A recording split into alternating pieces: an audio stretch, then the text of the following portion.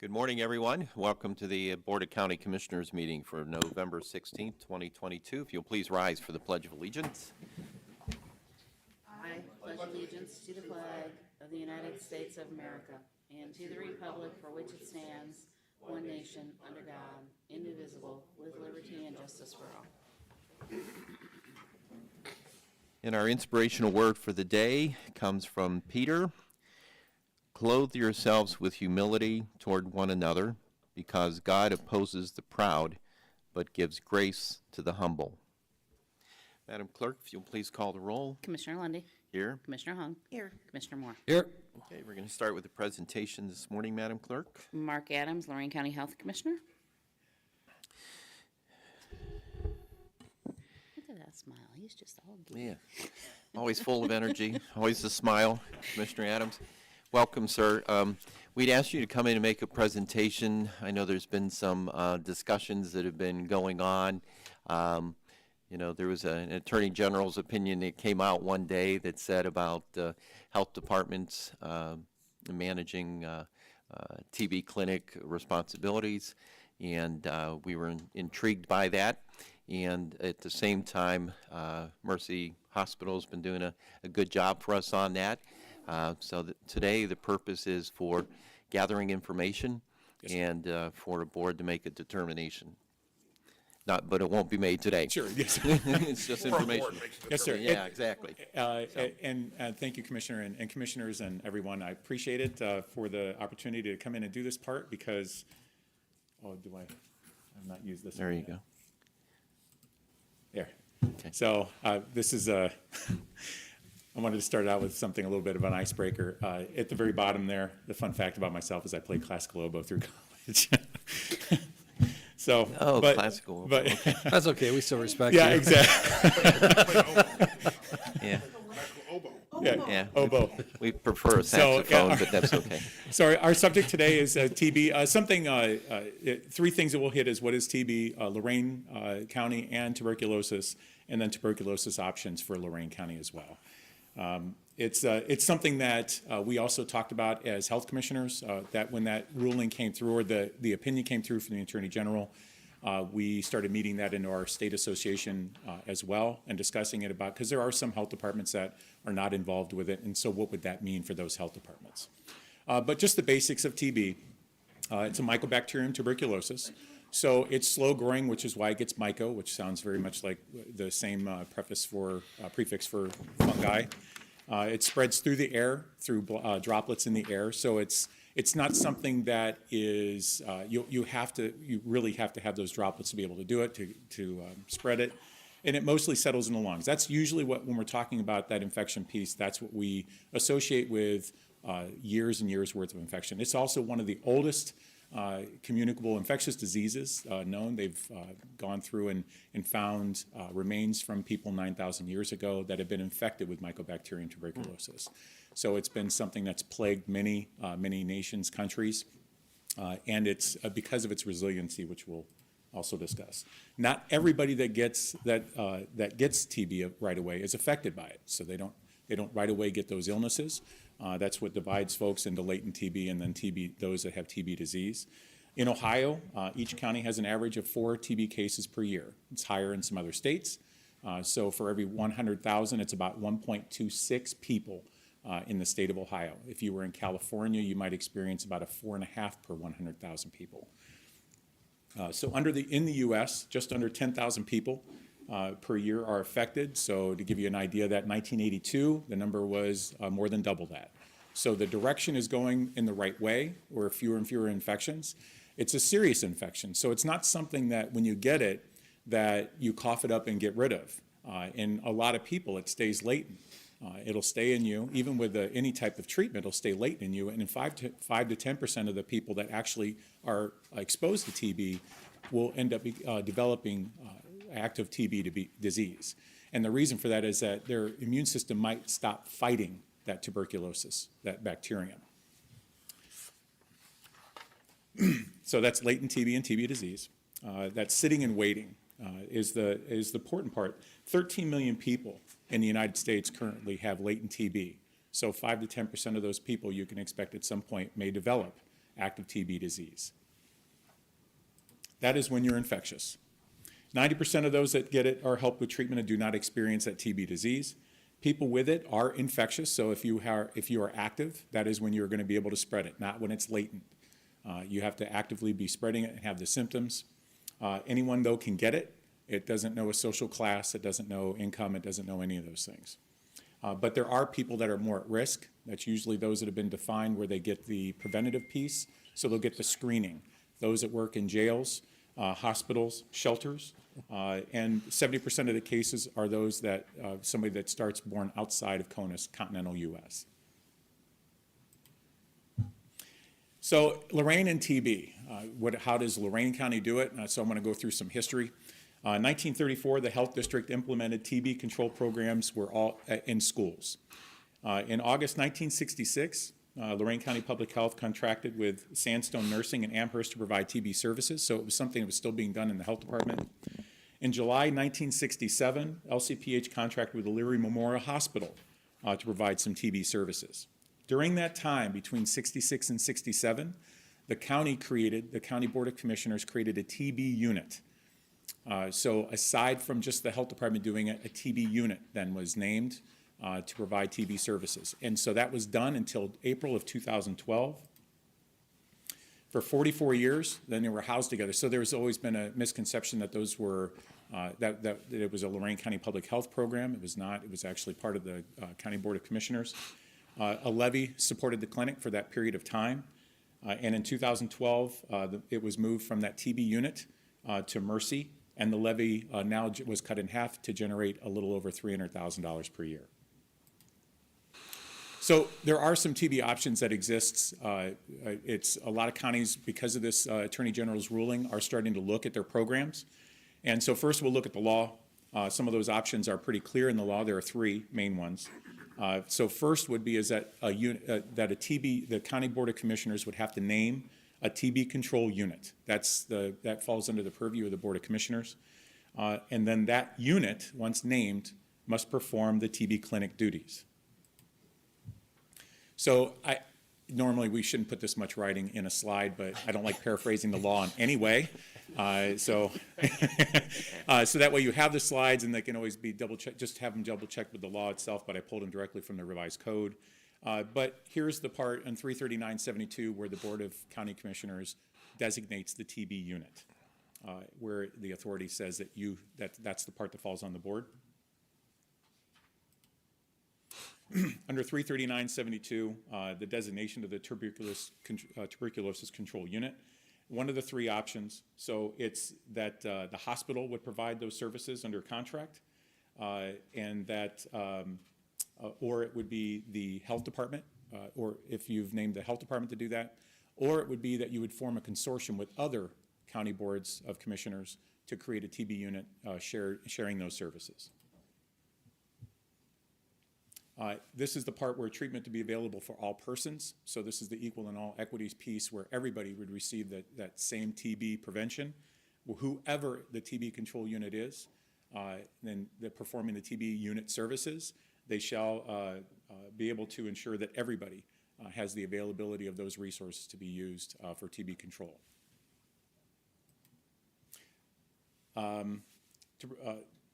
For 339.76, that is where, when you look at the combining with other counties. This is the part for 339.75 in the revised code where you can contract out for those services. This is the part that's caused a lot of discussion in the state for this year. This is the Attorney General's opinion, 2022-008. This is where there was in Ashtabula, County Board of Commissioners was looking at this very same question and asked for the Attorney General to put together an opinion saying if we could no longer, if it was something that we no longer wanted to provide that service, can we just name the County Board of Health as the TB unit, and can they refuse to do it? And the Attorney General's opinion was no on each, so on each of those counts, the Health Department can't refuse to do it, and that you wouldn't be contracting with the Health Department because it's your legal authority just to name who the unit is. and that if you name the health department to do it, we can't refuse to do it. It just goes a little bit more in that decision, specifically when it talks about the difference between tuberculosis clinics and what a unit is, what that falls under. So you name the unit, and automatically that unit has to perform the clinical services.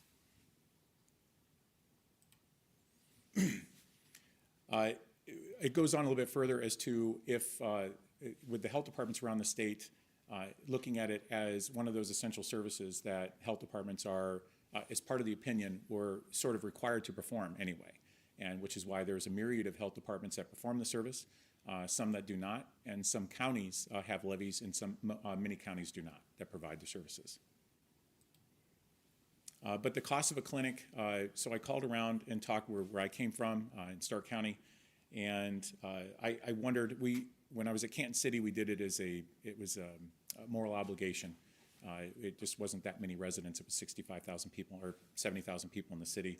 But overall, in Stark County is named the TB control unit, and they spend about $16,000 a year in providing that service. So that would be the options for the County Board of Commissioners, is to stay with the current program that they have with the program, and to change providers. And the one thing that TB is coming back around is because not only through this Attorney General's position opinion, but also because through COVID, just like many other diseases, specifically like cancer, a lot of people stopped going to get screened. The screening piece is the huge prevention piece. They stopped going to get screened, so a lot of states are seeing an uptick in TB, which is why it's becoming a subject again. Ohio did not experience that large uptick or increase in TB cases.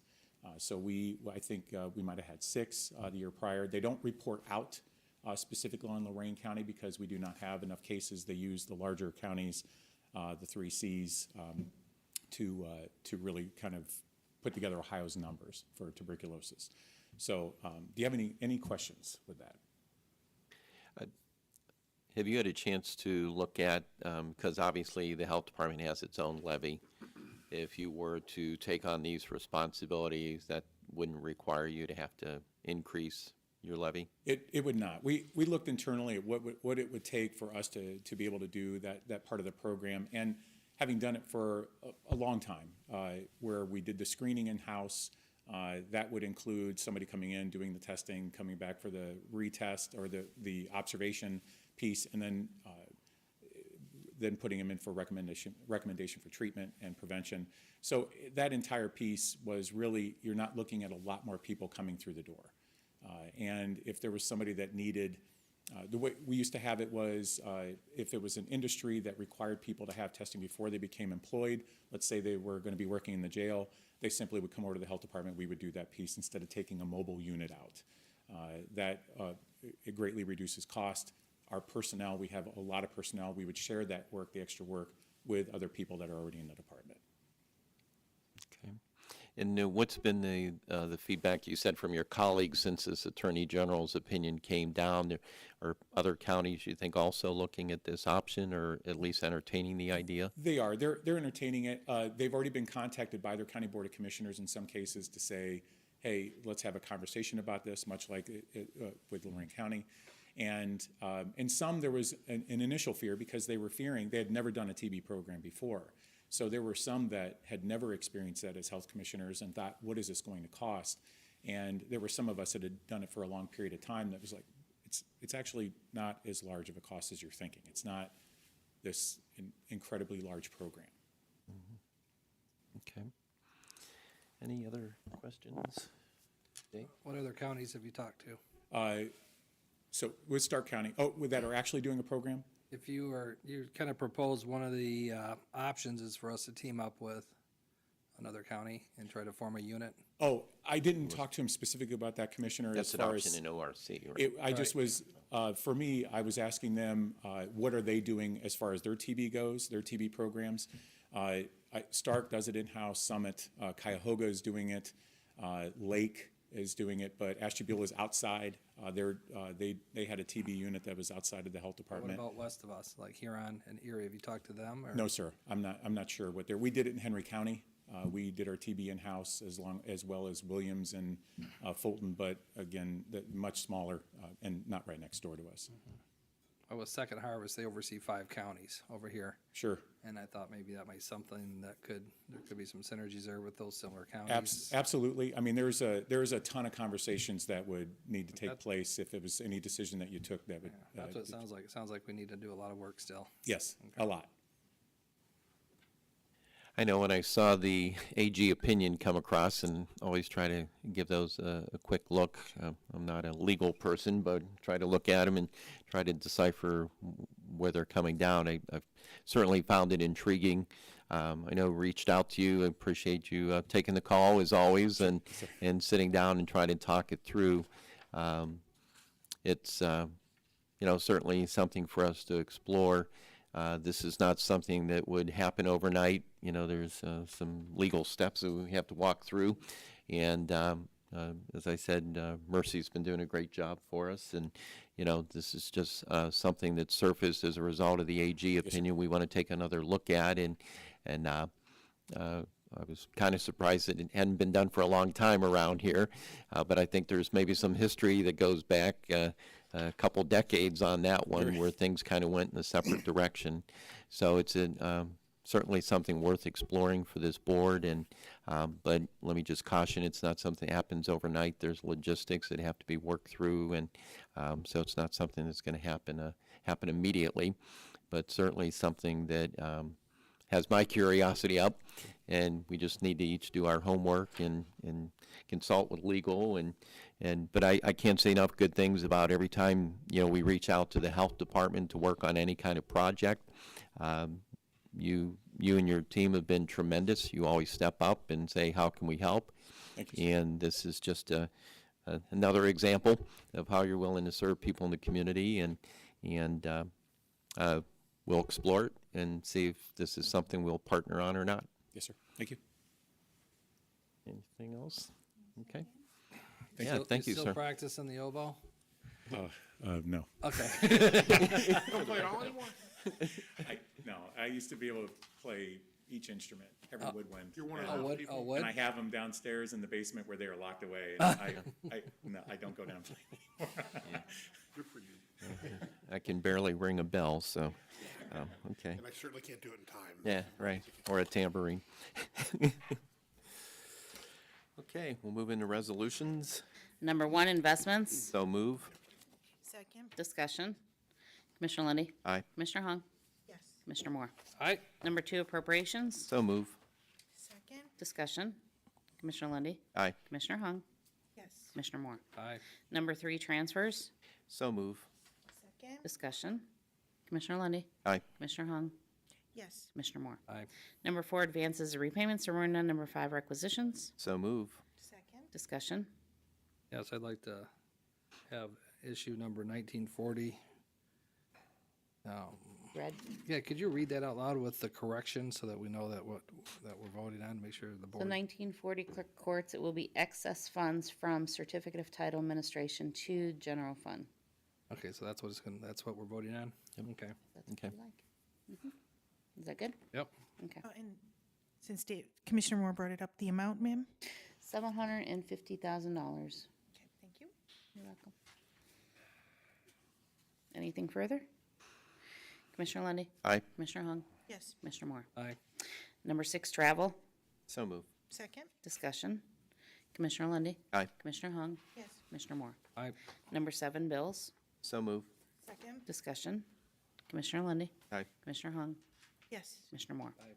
8, authorize various personnel actions as indicated on the summary sheet for employees within jurisdiction of Lorain County Commissioners. At the conclusion of today's board meeting, the Commissioners may recess an executive session to discuss personnel, new hires, and board appointments. 9, approve and waive the reading of the County Commissioners meeting minutes of November 9th. So move. Second, Discussion. Commissioner Lundy, Aye. Commissioner Hung, yes. Commissioner Moore. Aye. 10, authorize issuance of not to exceed $1,680,000 Water System Improvement North Ridge Road Project Bond Anticipation Notes, Series 2022, for the purpose of paying the cost of constructing and acquiring water system improvements for the North Ridge Road project, together with all necessary appetances thereto. So move. Second. Discussion. Commissioner Lundy, Aye. Commissioner Hung, Yes. Commissioner Moore. Aye.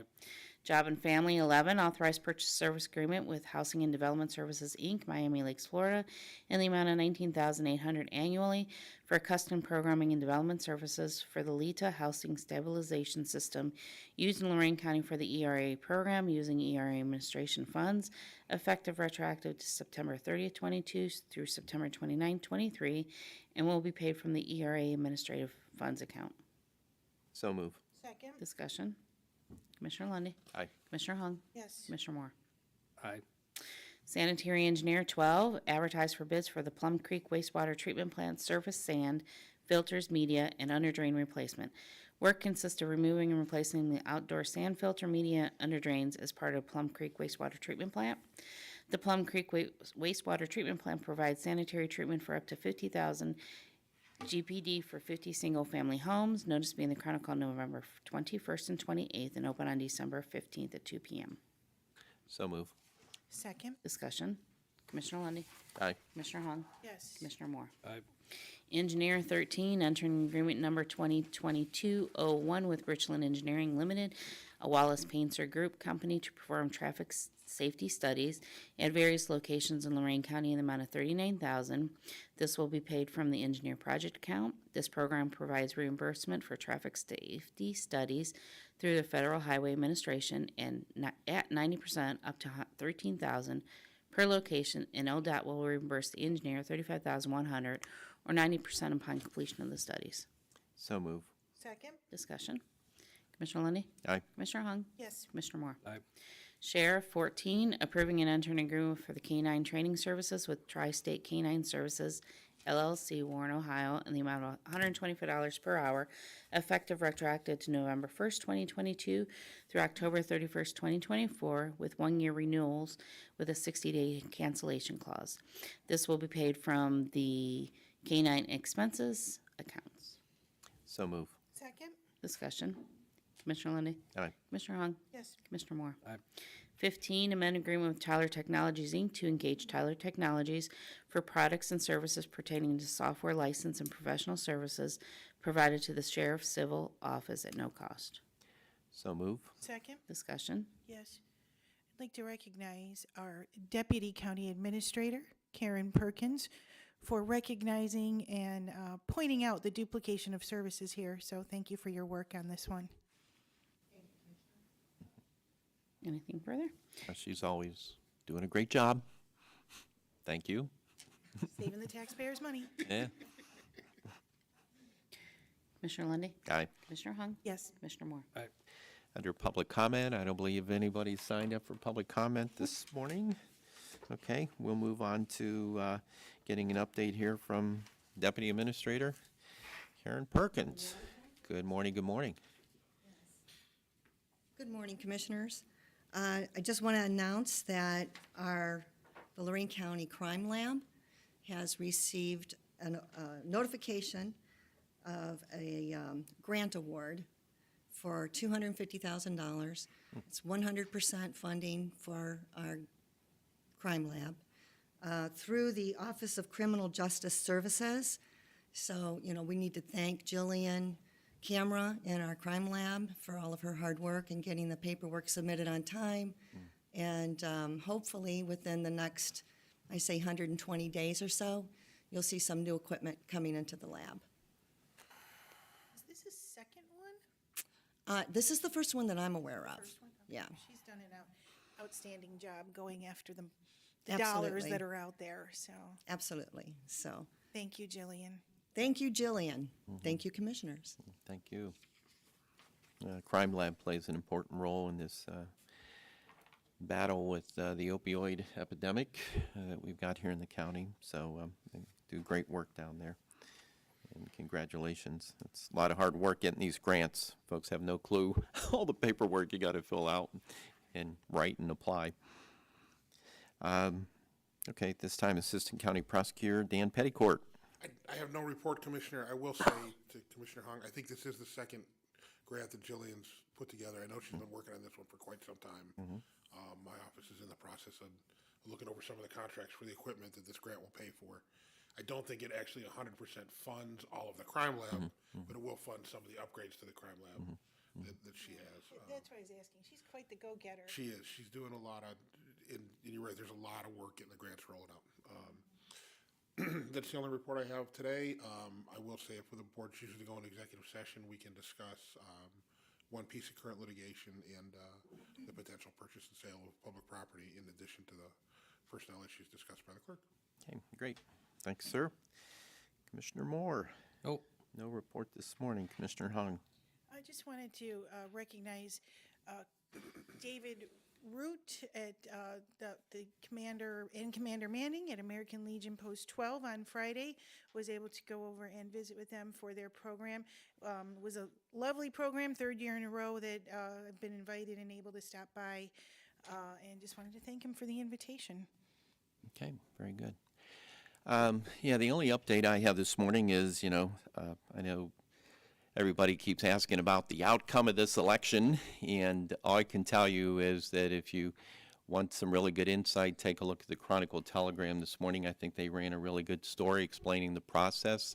I think sometimes we're misled when we see the national media and they've got these daily updates and all that stuff. So, the way it works under Ohio law, all the votes are in and provisionals are in, the absentees are in, and so nobody's going to know numbers until the 28th. That's the way it works under Ohio law. Dan? Yeah, just so everybody's clear, I'll be at a meeting on Monday with the Board of Elections where the board will determine which of the provisionals are valid. At that point, the envelopes will be opened. Obviously, they don't look at the ballots before that determination. They'll open the ballots, and the counting will occur from late Monday through, and the results will be certified the Monday after Thanksgiving. That's just the process we have, and the people there do a very good job. I'm going to go on Friday, and we're going to start the preparatory work for that Friday afternoon, and then Monday will be the meeting. And I know I've said it before, but, we should be very proud in this county of our Board of Elections. I think it's an excellent example of how Democrats and Republicans can work together.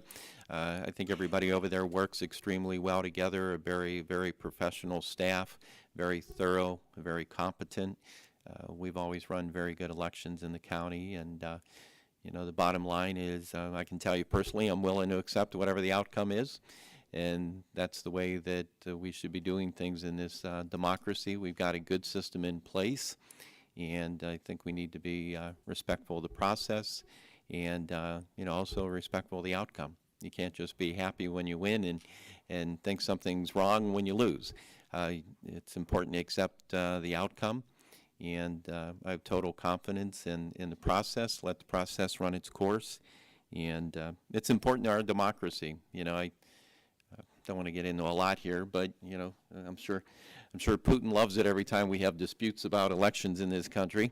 It's not good for our democracy or healthy. We are one nation under God, and we need to continue to be more united and be protective of our democracy.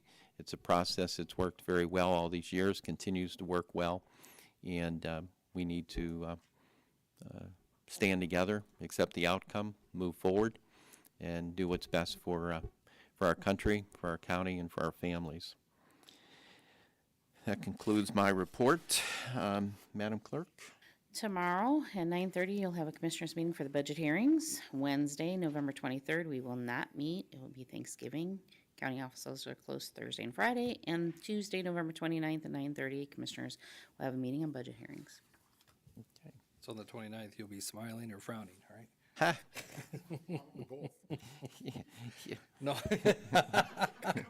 a little of both, right? nah, but yeah, I'm getting the same calls. And the thing is, people read national news, and Ohio has one of the best election boards, I think, the whole state. So, sorry. Clerk's report. Board I already correspondence? did that. Oh, you did?